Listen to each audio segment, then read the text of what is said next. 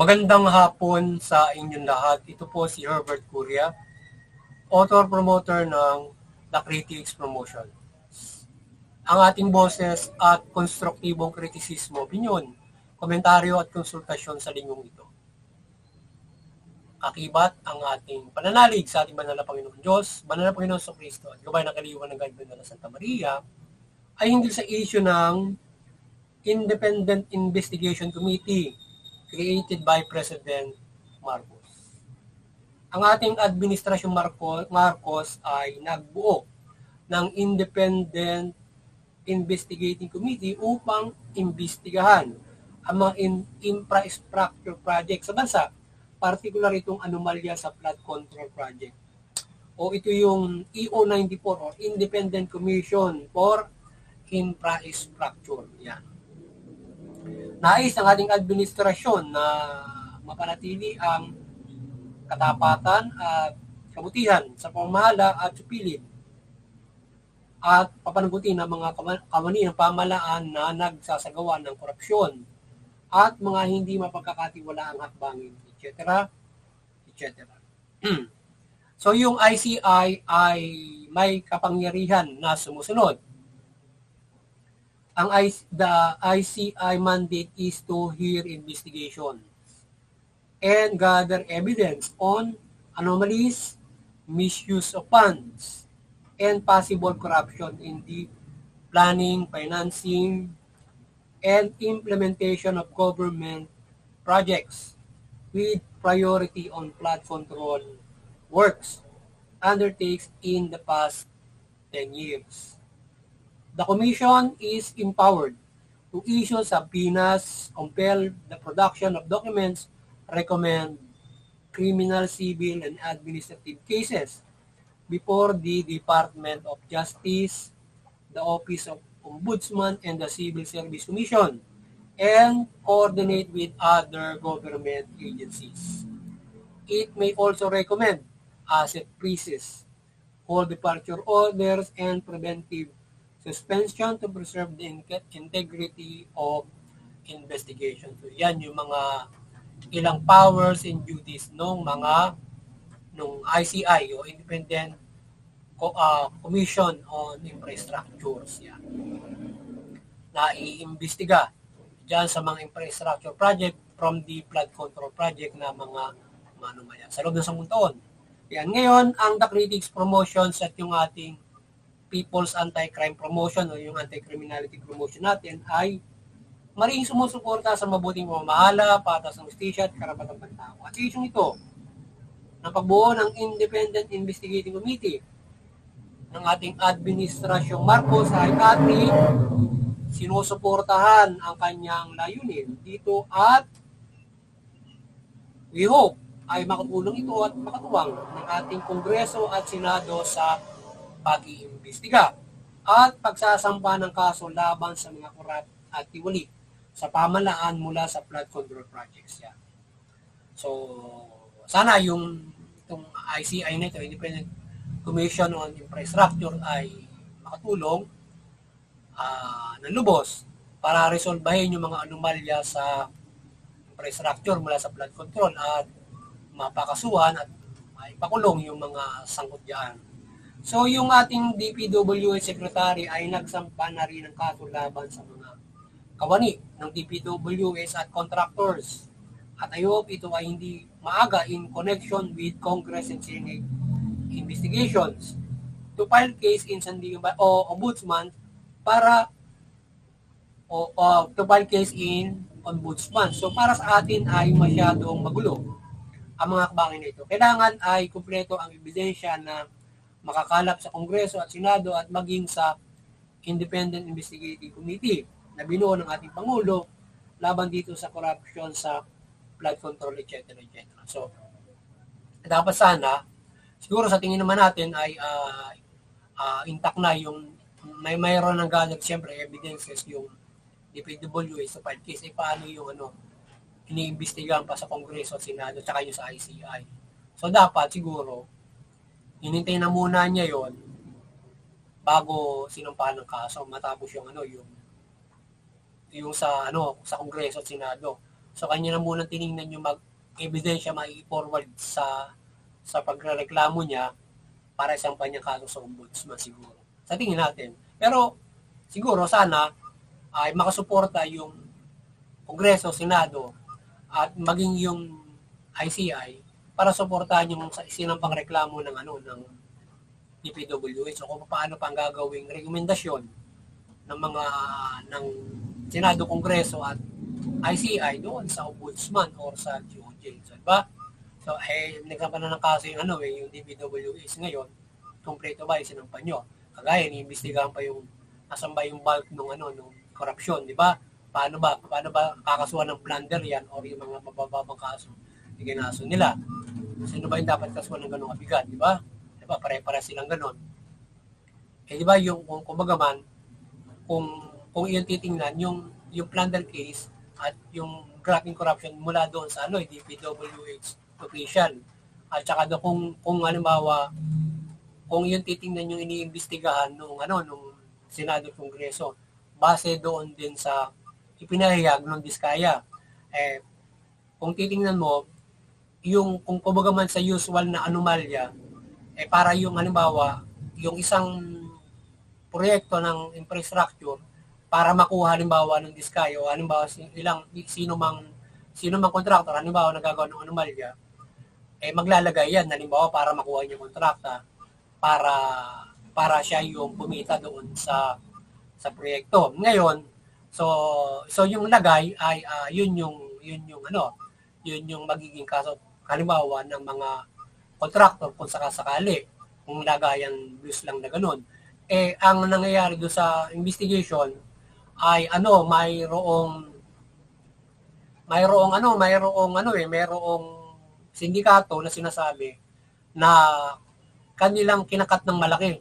So, bibigay sa yung proyekto, hindi ka basta maglalagay, kundi talaga may 30% cut na or how many percent cut para ibigay sa yung proyekto. Ngayon, kapag binid mo, payag ka. So, bago pala nag-usap na, bibid mo, payag ka na, nasa yung mapabid yun.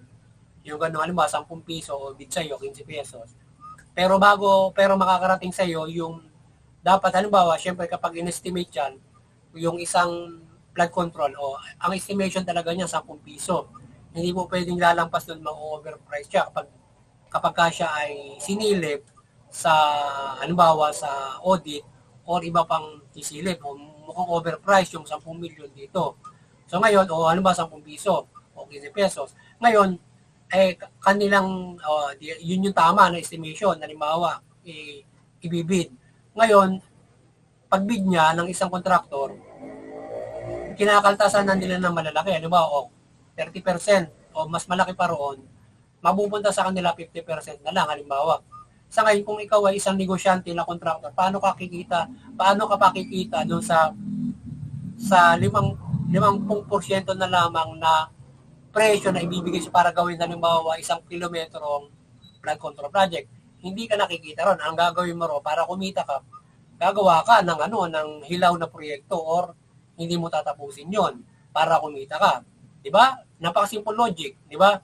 So ngayon, nasaan yung bulk noong korupsyon, 'di ba? Di andon sa DPWH kung ganun talaga yung mangyayari. Or else, kung sila nalagyan lang, halimbawa, kung nalagyan lang sila ng ilang milyon, ay tapos itong mga contractor gumawa ng proyektong hindi tapos, substandard up, sa laki ng perang, halimbawa, ang price size 10 piso, tapos naglagay sila piso binawas, so may 9 pesos. So ngayon, yung 9 pesos ang ginawa nila ay kumita pa sila ng pinagkakitaan na malaki yung price na yon sa pamamagitan ng paggawa nila ng mga substandard. So nasa kanila ngayon, nasa contractor yung corruption kung ang ginawa nilang flood control kagaya nung inimbestigahan ni na Pangulong Marcos at ng DPW Secretary na mga substandard. So kung yun ay talagang yung price na ibinigay sa kanila ay tamang bid at ganoon ang pagkakagawa, nasa kanila yung simple IQ, nasa kanila yung corruption. At kung yung mali lang ang lagay. Pero kung ganun kalalaki ang lagay na nangyayari, kinakat nila na malaki, ando sa DPWH ang corruption. Ang kanilang corruption doon ay yung substandard project. Kung paano halimbawa, kung 50%, kung substandard yan, kung halimbawa, hinatipan nila yon or maaaring ilan na lang yung kanilang 50%, 40% lang yung inilaan nila, may 10% sila.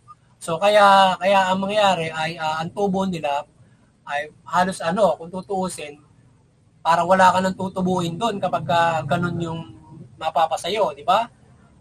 Kasi kung simple logic 10 piso, yun yung presyo nun. So magkano ka kung yun ay mapapasayo na maayos, siguro magkano kikitain mo doon? Halimbawa, maaaring naman kumita ka ng 2 piso.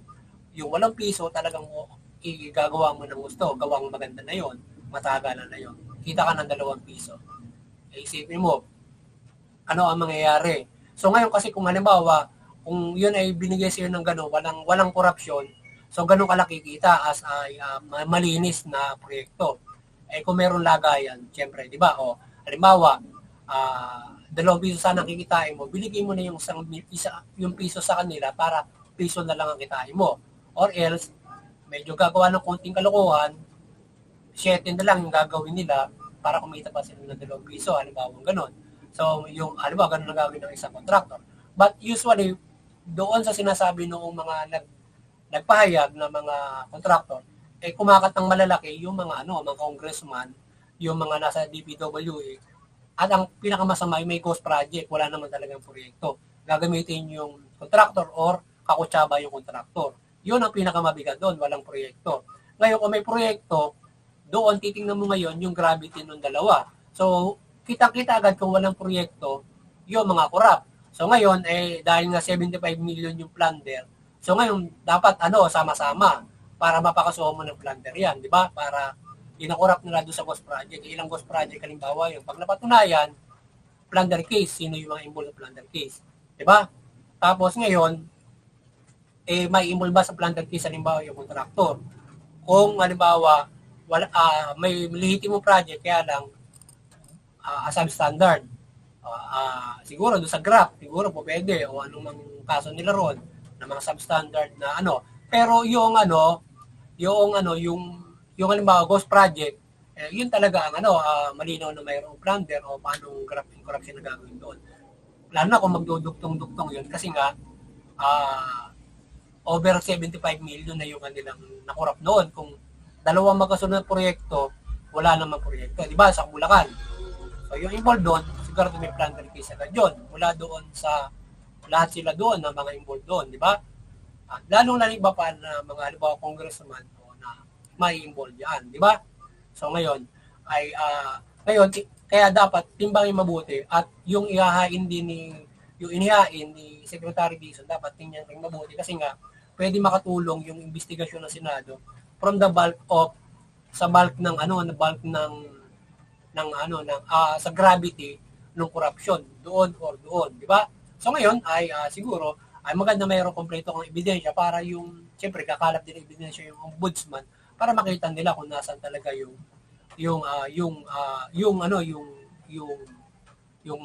corruption. So sana makatulong at mag-coordinate silang mabuti para kompleto. Whatsoever else na gagawin nila, ang mahalaga ay mapanagot nila ng nasa sa wasto kung sino ang dapat managot at hindi walang ang tawag dito escape goat. Para halimbawa gagawin mo yung escape goat nila ay yung isang contractor para makalibre sila doon sa plunder case or any grabbing corruption. Halimbawa gagawin nila itong isang contractor ay balasubas lang gumawa. So siya kumita ng malaki. But definitely kinakat na nila, di ba? Sabi nga ng mga contractor, di ba? So yun. Kaya mahalaga yung investigation. But sana yun ay yung pagsasampa ng kaso, makakompleto yung ebidensya at makapag-investigate ng mabuti yung ombudsman fairly para mapakasuhan kung sino sa kanila yung dapat na managot. Pero doon pala Senado, makikita mo na agad yung mga kaya tinitingnan din kung anong katotohanan doon sa mga bagay na yun. So yun. Kaya So itong korupsyon na ito ay bilyon ang kinurakot ng mga ito kung kaya inaasahan din natin ang plunder case against those involved in corruption practices. Sana may plunder dahil nga doon pa na sa Bulacan na 266, over 75 na yon. So may plunder case na. Sino ang kakasuhan ng plunder case? Yung contractor ba o yung mga nasa DPWH at saka yung mga ano, di ba? So, di ba? Sino yung, dahil kasi yung isa, may legitimong proyekto yung contractor Ngayon, paano mo kakasuhan yan ng, ano kakaso mo sa kanya, doon sa kanyang paggawa ng mga substandard project. Pwedeng grab siguro, no? Or malversation. Ewan ko kung ano bang ikakaso doon para dahil sa sila hilo gumawa ng mga proyekto, di ba?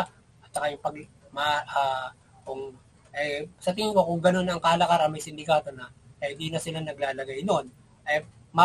Paano makakasuhan sila, nakaisa sila na binabawasan ng gobyerno ng mga tauhan ng gobyerno yung proyekto ibabato sa kanila. Basta sa kanila lang napunta yung project, di ba?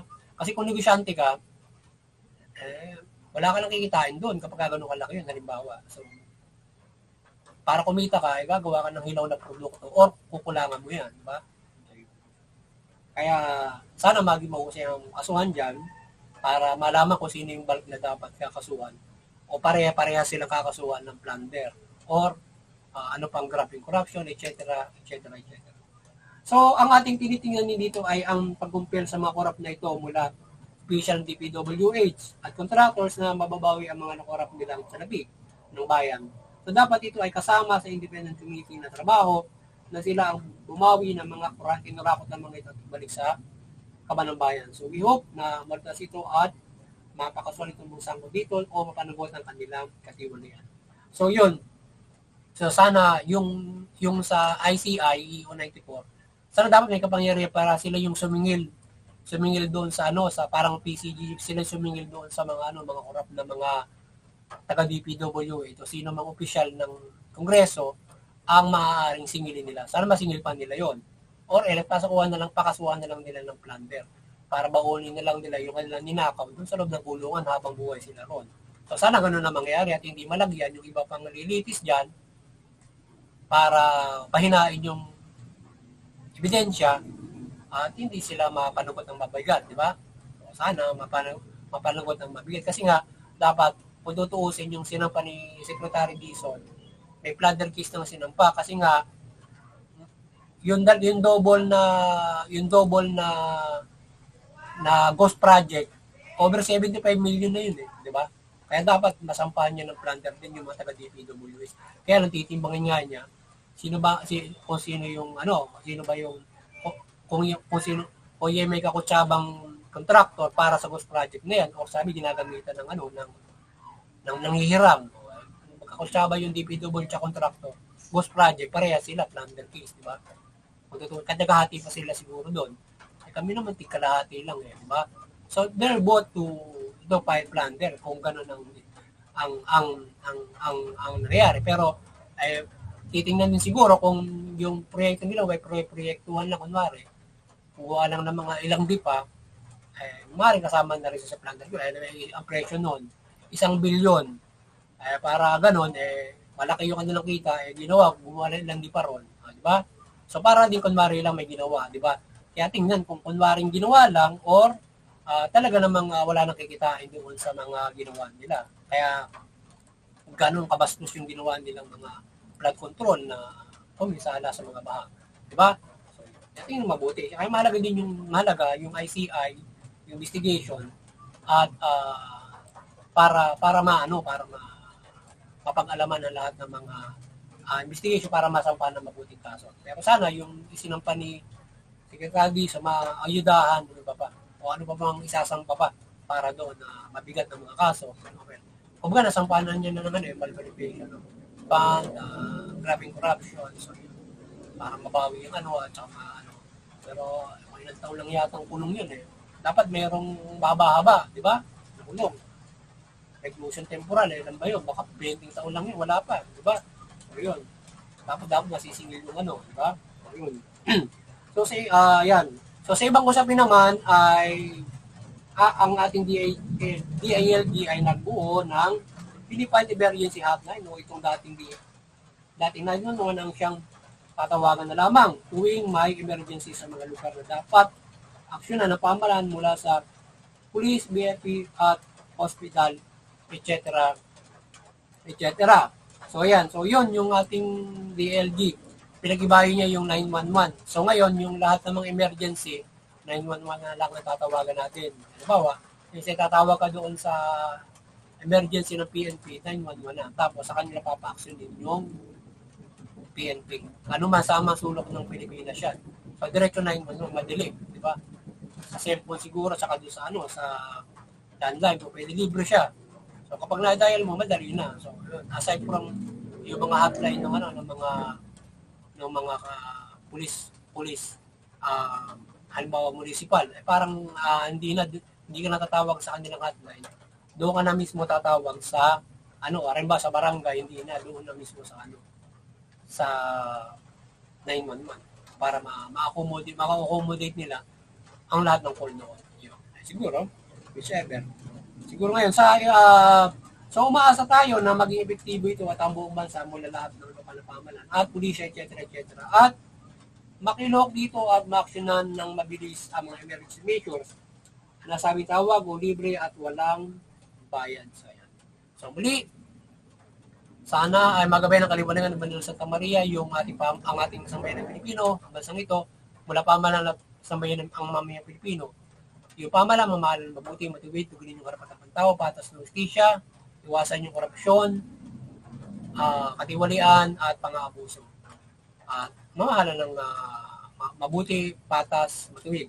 Yung mamamayan, huwag lumaban sa pamahalaan. Iwasan yung paglaban, paggawa ng mga krimen. Iwasan yung paggawa ng krimen. At na nagdudulot ng kaguluhan sa ating bansa. Bakos ay makapamumuhay tayo ng maunlad, magaan, ayon sa karapatan at suportahan nyo yung boting pamamahala, patas ng justisya para sa karapatang bansa. Sa kayo makapamumuhay na ayon sa karapatan, may patas ng justisya, mapayapa. So ating isa lang makakapanampalataya tayo sa ating manala Panginoon Diyos. Ating pinapanampalatayahan, iba't yung mga pananampalataya natin sa magaan maunlad na paraan. Halimbawa kami, Kristiyano, Katoliko, so nakakapanampalataya kami sa Panginoon Diyos. Wala sa Panginoon sa Kristo na magaan kung tayo ay magaan na pamumuhay, walang kaguluhan. Even though, kahit anong gulo pa ng bansa mo, anong mga status ng buhay mo, individual, o man sa bagay matatag tayo in faith to God para tayo ay kanyang gabayan at pagpalain. So yun, muli, sana ay nakapagsabuas naman ng The Critics Promotions ng konstruktibong kritisismo, opinion, komentaryo at konsultasyon sa linggo. Maganda nga po sa inyo lahat. At sana patuloy tayong pagpalain ng buhay, kasaganaan at protektahan ng banal na Panginoon sa Panginoon sa Kristo at Banal Espiritu Santo sa kamay ng Banal na Santa Maria at sama-sama tayong mamuhay ng ayon sa mabuting balita. Maganda nga po inyo lahat at God bless.